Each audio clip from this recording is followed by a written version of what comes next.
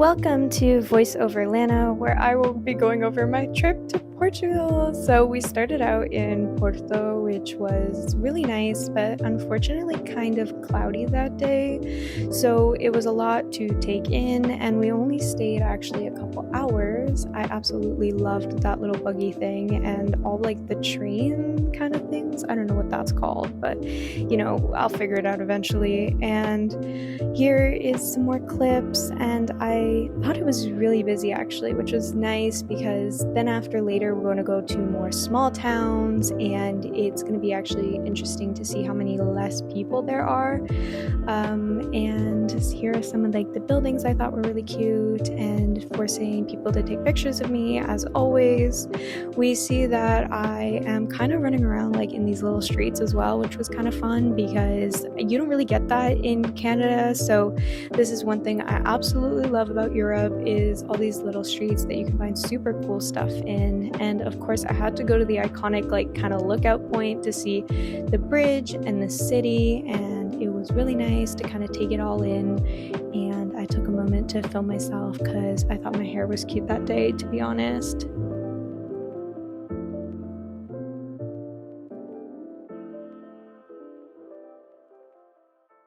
Next morning, we woke up to this beautiful view, and I'm so happy I got to check it out because we entered this hotel at 2 a.m. in the morning and we had no idea what anything looked like, but the guy was like, we're gonna give you the best spot in the whole hotel.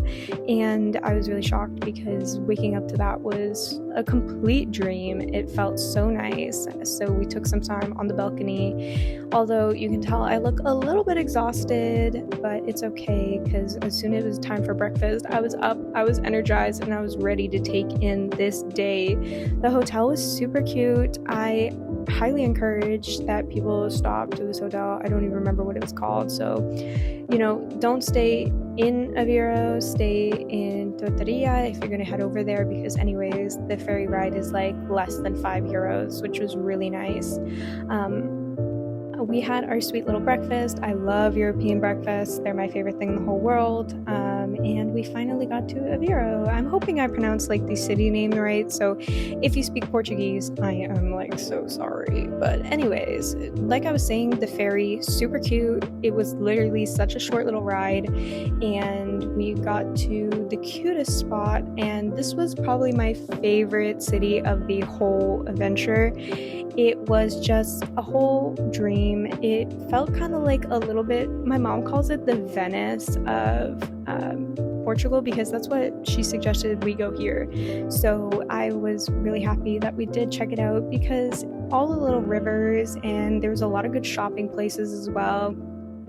Cute places to eat, but you know me, like I think I only ate fries on this trip, to be honest. Like I would fill myself so much with breakfast because it's my favorite meal of the day, and then after I'd get like just fries at any restaurant.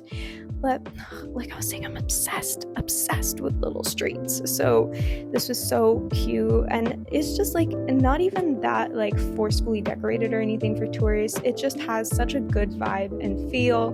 The churches were cute, the streets were cute, all the like, oh my gosh, look at that. Those buildings are so nice, and I'm so jealous. Like, if I was an architecture student, I'd understand it more, but I don't. So here we are.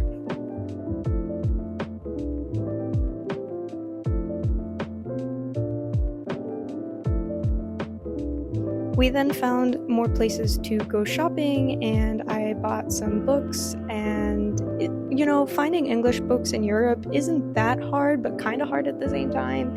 So I appreciate every English section I find. So any bookstore owners in Europe, I love you. Thank you for making sure that I have books to read. Here we stopped by, so around like 8 p.m. we ended up going to Faro, but then it wasn't really for us, so we stopped like a couple places away and ended up here at the beach, which was really nice because I'm a beach girly, I'm a seaside baby, I grew up there, it's my life. The guy from the other hotel that I kind of gave you guys a little bit of a glimpse of next to the beach, he suggested we go to Arcutim, and it was this really, really cute spot because looking across is actually the Spanish border. So this like river signifies the border between Portugal and Spain, and it was super super small. There's not much to do there at all, but you can kind of find like little museums to tour around, and that was the fun part about this. The streets are also giving like very South Spain colorful vibes, so it's got interesting taste. But I love like south of Spain. That's where I fell in love with Spain and why I live there now. So, you know, to have this kind of taste in Portugal was really nice, especially after Fado being a complete bum. Okay, a bum. I don't know. Maybe other people like Fado. I didn't. It was just a thing. But, you know, grateful to check it out though, because you only get to do these types of adventures once.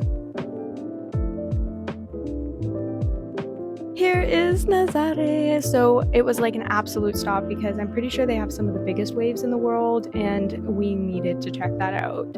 We got up to like kind of the top of Nazare, and that was really sweet, cute, and you could see like the whole town and the ocean, and you can tell like the waves are flipping huge. I mean, I'm not a surfer or anything, so I have no idea, but it was really nice. It was a cute little town to even just take a small drive around. Impossible to park, but that's okay. Also, I love those buggy things. I don't know what that is, but I loved it. It has my heart for the rest of my life. I think I had like 10 videos on my phone of these buggy things. Peniche. So after our date in Nazare, we decided to go to Peniche, but really small town. There was like one really good street to go eat, and this was kind of the highlight, which was walking around and hiking around the lighthouse and all these different spots. It was so nice. Obidos is a whole other type of vibe. I felt like a medieval princess, I guess. And this was kind of the cathedral, and the whole city has like a wall of, I don't know when it was built or anything. I'm not that type of tourist that takes the time to read everything. I'm just like, wow, how nice. So we decided to take a tour around the place and check it all out. So it definitely, like, as soon as you kind of walk in there, they're really forcing the medieval vibes, but then it gets better because you actually get to go around and see, and you can walk on the wall even, which was so cool because you really got to see the whole town and everything, which it also had this kind of like southern vibe, and I absolutely love towns with like southern European Mediterranean vibes. I don't even know what I'm talking about, to be honest. I don't think everything looks like this, but you know what? From my experience, you go to South Spain, Portugal, kind of looks the same, but not at the same time because they have their own culture. Also, I absolutely love these little comic books, and I went to bookstores, as I always do. I have to stop at any bookstore I see. If you know me, you know that reading is my thing, and these little streets again are my life. I live and die for them. And we also had like the potato thing that Portuguese people have. I forget what it's called. I went on this trip like months ago, guys. I'm so sorry. But it was so cute because then we also got like the wine or like alcoholic beverage that went with it. So very satisfying. Also went to like a couple cute jewelry stores. Love this woman because she wanted to be in my video, and she was just it. She made my day. She was everything I asked for. So we kind of just walked around, saw what we had to see, and you could spend like a good amount of time in the city and just really enjoy it. So I suggest if you go to Portugal, this is a must-see, and this was like on nobody's list of like must-see places. So really on my list as someone who just loves to walk around cities, and that's literally like my travel vibe, this is worth it. And I suggest you walk around the wall and go to the little streets and bookstores and just walk everywhere, go into every store because everything was just so adorable. Kind of busy with tourists though, but as soon as you kind of like got up on the wall, you got like a more peaceful and got to see everything from a bird's eye view, which was very, very sweet and cute.